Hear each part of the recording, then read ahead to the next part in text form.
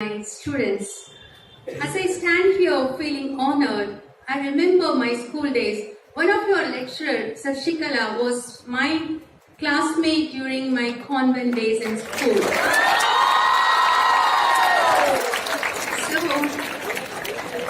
So I have having a close relation with you, right? So you will listen to me more carefully. And so after another interesting story amidst us. After our school days, after 30 long years of gap, we met one another through Facebook. So Facebook also helps, right? So now today, I stand here and I think back. There are moments in life when you just stop and just think how I arrived here. It is that moment for me when I look at all of you. See, when I was in school, you can ask my friend that I was very, very timid. I was in my fairy tales and fairy stories, and I wanted to be a boy always. In those days, my parents would never allow me to go for tours. They won't allow me anywhere. But my brothers, all the rules are broken. They had good freedom. So I always wanted to be a boy. And one day in the class, one of my school teachers asked me, what would you become? I said, as housewife. It is not that I love cooking or I want to be in the house. It is that I felt that I won't finish and I won't get a job and all such. I never knew who I was. Many of you might be not knowing the potential within you. You have a great treasure within you. You have a wealth of potential within you, All of you are wired for greatness. All of you are actually having a lot of treasure and unique talents within you. But many of us have not achieved it. Do you know why? Because they say that around 5 billion people in this planet Earth, only a few percentage of the people have unlocked their potential. They are able to live a significant life. The remaining are not living a life of excellence, a life of significance. Because those people are the people who are one in the 10 winners list. I would tell you today 3 secrets to be in that small percentage. To become a person of excellence, to live a life of significance. What are the 3 secrets? Be the entrepreneur of your life. The second, be the beautiful one you're created to be. The third, be the flower that blooms in adversity. So I would speak about only these 3 topics, and I request all of you to listen to it. It will benefit you, I'm 100% sure. See, the first, be the entrepreneur of your life. How can you be that?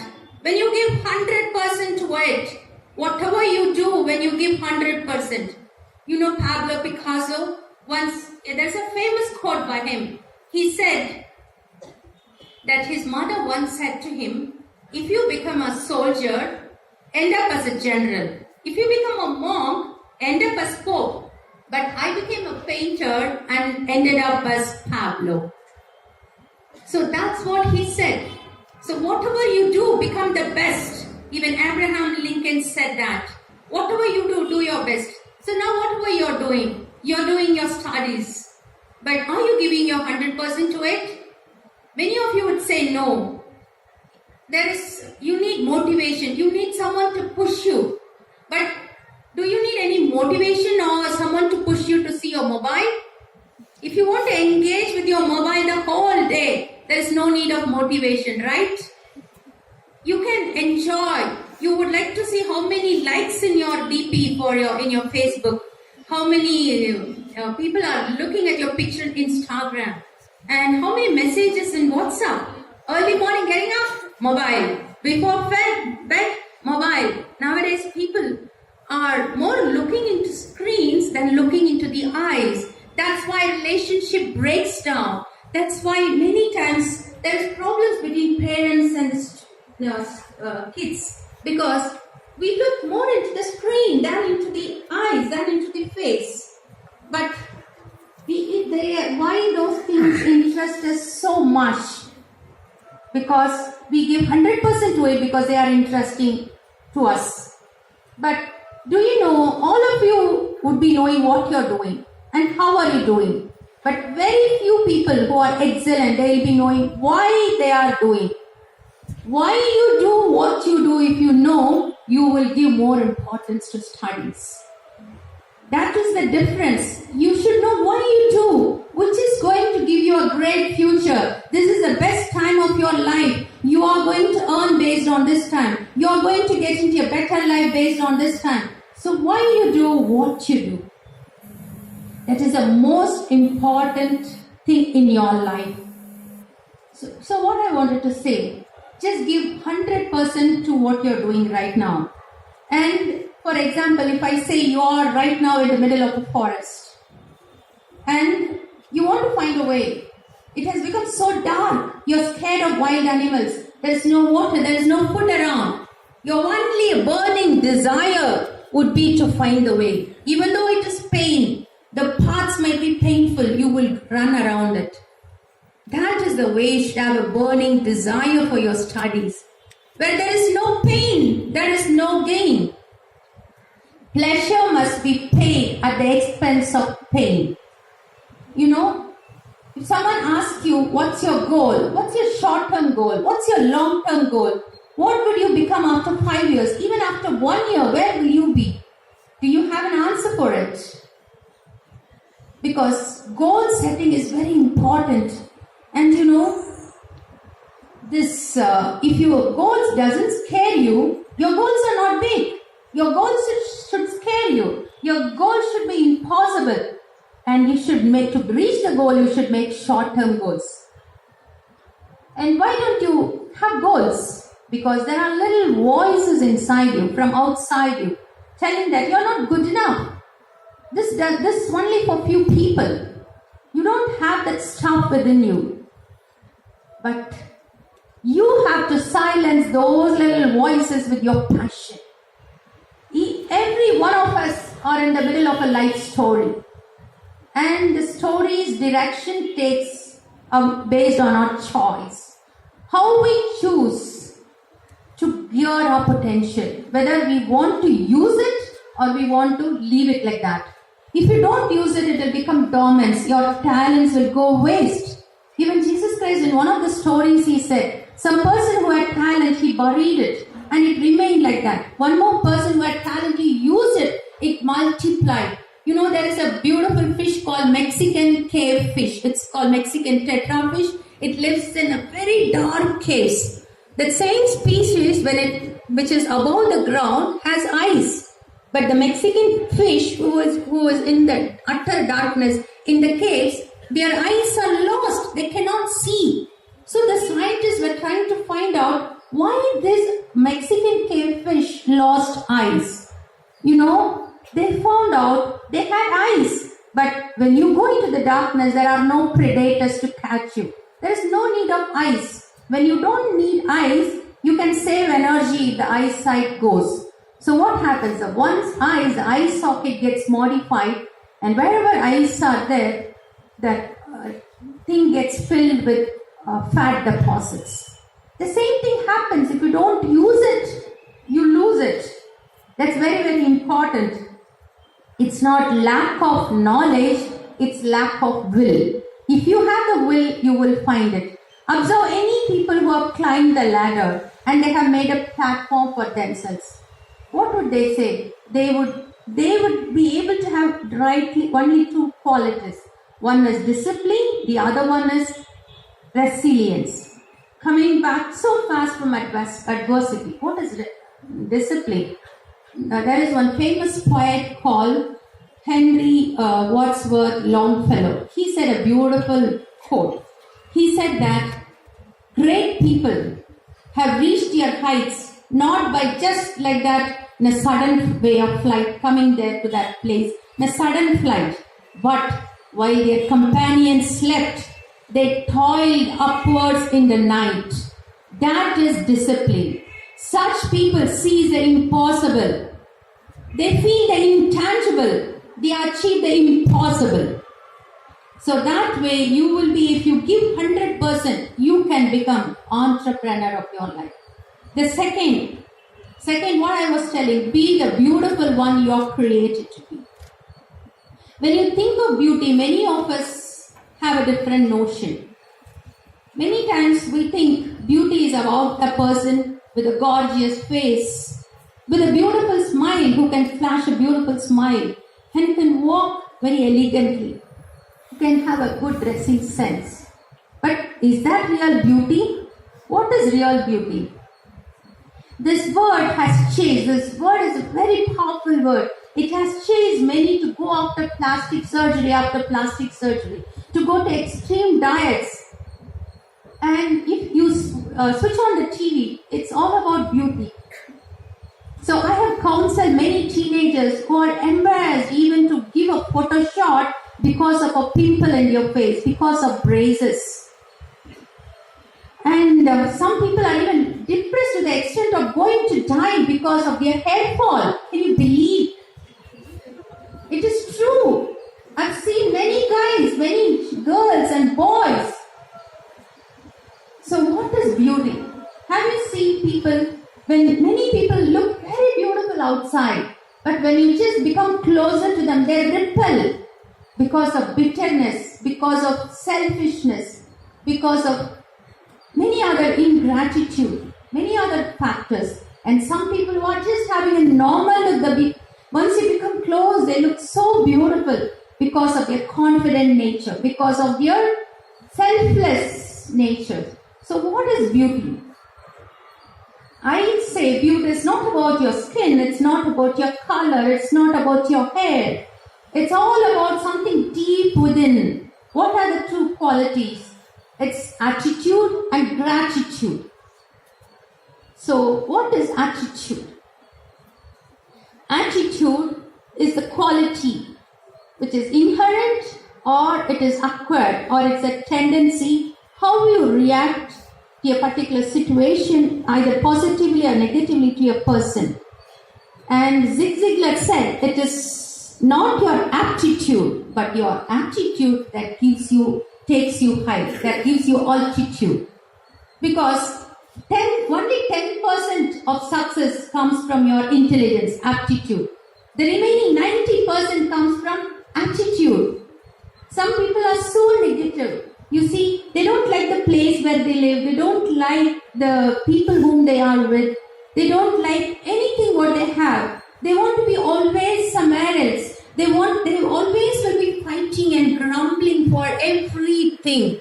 They dread being in the traffic. They dread being with people. They complain for anything and everything. They feel the whole world is against them. They feel that they magnify the problems. That is bad attitude. No one would like to be with a complaining and murmuring person all the time. And so you should always develop a good attitude. Put a smile in your face. When no one is smiling around you, put a smile. When people blame you, just ignore them. Develop a good attitude.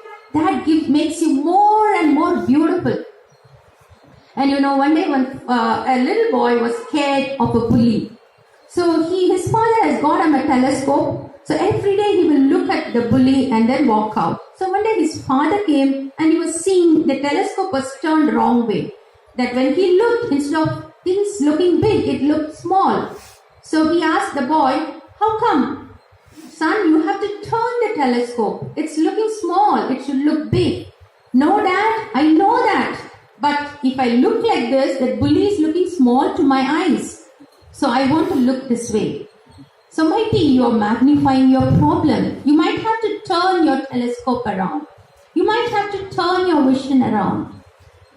Have a problem, instead of having a problem-focused thinking, have a solution-focused thinking. Don't magnify your problems. Think about the solutions. That makes you more beautiful. And also, you should have a good attitude towards success and failures. Success is not final, failure is not fatal. Failure is not that you have failed something. The society looks at failure in a wrong way. For many of us, failure feels like an indication of who we are as a person. If you fail in a test, we feel that we are not smart. If you fail in business, we feel we are not intelligent. If you fail to get fit, we feel we are undesirable. If we fail in arts, we feel we are not creative. But Sir Winston Churchill said, success is the ability to go from one failure to another without losing enthusiasm. That is success. How can you go from one failure to another without losing enthusiasm? Only when you can treat failure as a scientist. How can you treat failure as a scientist? A scientist, when he does experiments in the lab, there are so many data points.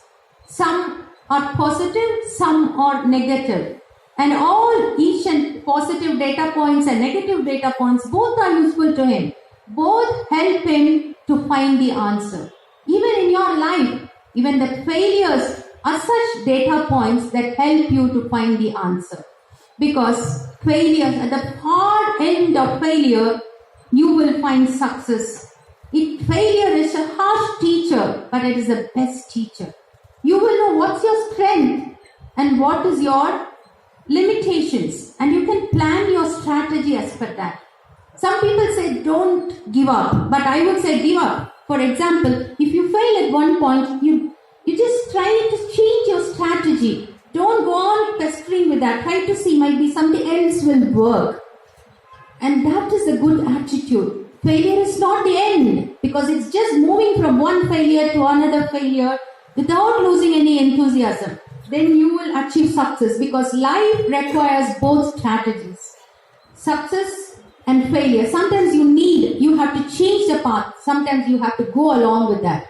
Maya Angelou said, if you can't change any circumstances, you change your attitude about it. Don't fight against it. And one more thing, success is not about the car you drive, size of the car or the size of the house or the size of your title. Success is about the size of your heart, how you want to give to the society, how you want to help someone around. Those are all false titles, false seductions, tiny toys. Nothing will count the day when you die. Because we just hold on to what unnecessary things and we fight for it. Do you know the coffee tastes the same even if it is given in any cups, any color of the cups or any size of the cups will not mind. The coffee will taste the same. Life is like that. You should enjoy life instead of giving more importance to the outside appearances. So what is beauty finally? Having a great attitude. The second one, gratitude. Live your life with gratitude. What is most critical thing in life is whether you take everything just like that for granted. Take it for granted or take it with gratitude. This is the two important. These are the critical things in life. Wake up every morning feeling happy for what you're going to see. The day is going to bring great things. Feel gratitude towards it. You will feel happy. You will feel positive. Be thankful for who you are. Many times we feel we want to be someone else. We want to change ourselves. We want to become someone else. We want to change. Why don't you be a Fruit Loop in a big bunch of Cheerios? It's so beautiful to see someone be themselves instead of blending in and finally losing yourself. You are unique and you're special. There is no need to fit in with the crowd. It took a long while for me to understand that I'm someone born and crafted to be different. To me to me alone, to me not someone else. Not to blend like someone else wants me to blend in. And that's what, when you are like that, you look so beautiful.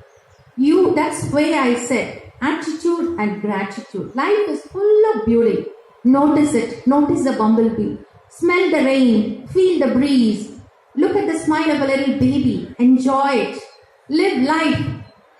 Life should be, each and every day of the life should be lived to the fullest potential. People laugh when we are born, but we cry But when we die, let us feel happy and people cry. That way we should give to the society. And the last, be the flower that blooms in adversity. I have gone to a place where there are full of ugly looking weeds. In the center there was a beautiful lotus blooming. It was looking more beautiful. Be the flower that blooms in adversity. Such a flower is rare and beautiful. You know, many times the same problem that pulls you, that troubles you, can pull you forward. We are just scared of circumstances. We blame on circumstances. We think that we don't have a proper house. That's why we can't study. But many times the problems that pull you forward pull you backward, pushes you forward. Have you heard of storms, very heavy, powerful storms? For example, in this storm Irma came, this Harvey came, the Florida, the Tampa Bay, water went inside. Before the storm came, people were so scared. What's happening? There is no water in the beach. But people were scared because that's called storm surge. It will come powerfully, incredibly, so high. Whatever the water went back, it will come back at high force. The same way, many times the problems that take you back can be used to propel you forward. You know, Helen Keller, she lost her eyesight at a tender age of 19. And no one would have thought that she will come up to this level. But she learned Braille and she became the first deaf and blind student to finish her Bachelor of Arts. And she became the person to help others. Even disabled people can have goals, can have dreams. Disability is not the end. She proved to the society and she helped many people, such disabled people. And that is another great example of Osceola McCarthy. She is a washerwoman. She didn't have children. She didn't have any husband. She had only a small house. Every day she used to collect bunch of dirty clothes washed for her 87 years. But she saved little. And she got an amount of $150,000. And you know what she did? She went and donated as a scholarship to the University of Southern Mississippi. And seeing that many other people contributed, it became Osceola McCarthy Scholarship Program. People were wondering, what is this lady? A little lady was a washerwoman contributing so much. Harvard University came forward and honored her degree. And she got that Presidential Citizens Award. And so many awards. She went first time in the flight. So many things at the age of 87. Because she gave to the society, she became the flower that bloomed in adversity. That's more important. Nothing is difficult when you have these three attitudes. Be the entrepreneur of your life. Be the beautiful person you're supposed to be. Be the flower that blooms in adversity. And I started my story, this talk with my story that I was so timid. And then how could I achieve this one? I did not know what was my potential. Yes, I did not know. But I had a lot of adversities when I got in my life. I got into a depression and I was I did not even want to live in some of those days. And I was doing my PhD in Indian Institute of Science in the Aerospace Engineering Department and had to do after so many years it took, and I finished and I was doing my compre. I got a severe fever. I never bothered. It became a serious pneumonia. I was put in a hospital in ventilator. When I was in the ventilator, I did not want to die because I did not want to live also. That time, I saw the vision of cross. I saw the blood of Jesus coming and covering my sins. I heard a voice, I'm giving you new life. 3 times. All the 5 days I was there, I felt the presence of God. I read the Bible, it changed me. And then I put a chair next to me. I told God, you are my guide. Why don't you help me in my PhD? I finished it very fast.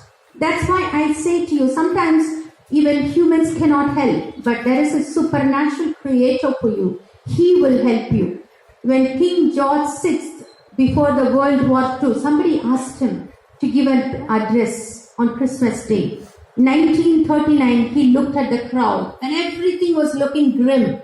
He said, I looked at the man who stood at the gate of the yard. I asked him, give me a light so that I can tread into darkness. He said, put your hand into the hand of God. Go out into the darkness. You will get a powerful light, and that will be safer than any other way. The same way I'm telling you, try to be a beautiful person you are. Try to be the entrepreneur of your life. Try to bloom in adversity and try to hold the hand of God, and He will never leave you. Thank you.